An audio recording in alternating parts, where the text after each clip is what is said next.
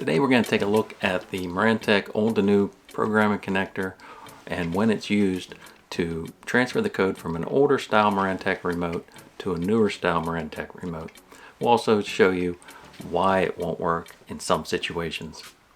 Let's get to it.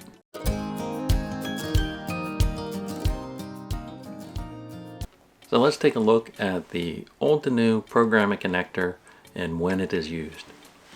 So if you have an older Marantec garage door opener made in the early 2000s, then you're probably going to have a remote that looks like this, which is gray and has the red buttons on it. If you have one of these and it still works with your operator, but you want to add some newer remotes, then you'll need the old to new programming connector.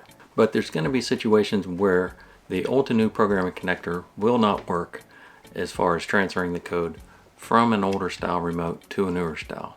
And that's going to occur when the frequency of your old remote is not the same as the frequency of a new remote.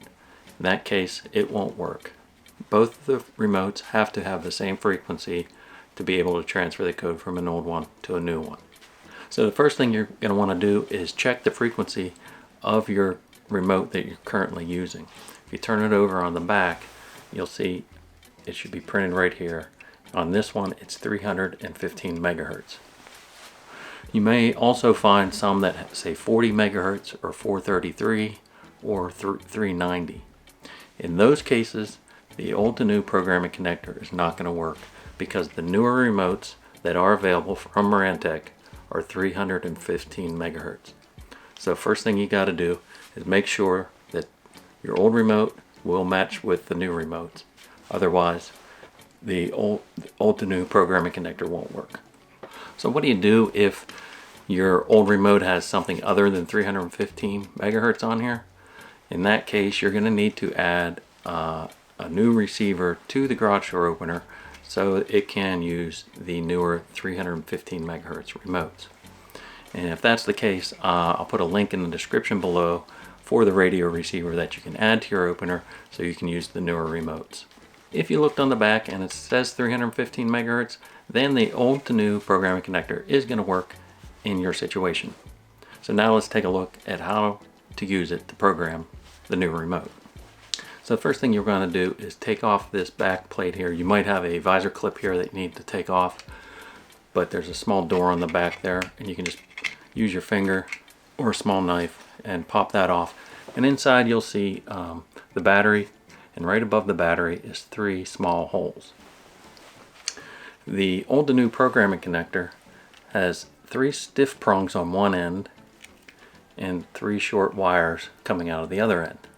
The 3 short wires are going to go in the 3 holes in the back of the old remote. So first we'll stick those in there and make sure they're secure for the transfer. So those are now stuck in the back of the remote. And if you take your new remote, you'll find that there's 3 holes on either side. Doesn't matter which side, you can use either one. So in this case, I'll just stick them in this side here, and you'll use the 3 stiffer prongs to go in the side of the new remote. So what you want to do next is use your working remote to transfer the code to the new remote. So you have to, if this button over here is the one that works my door up and down, I want to press and hold that button, and then I want to transfer it to this button here. So when I press it, you'll see the light flash and then go solid. That means that the code that was in the old remote is now in my new remote, and you can remove your old to new programming connector,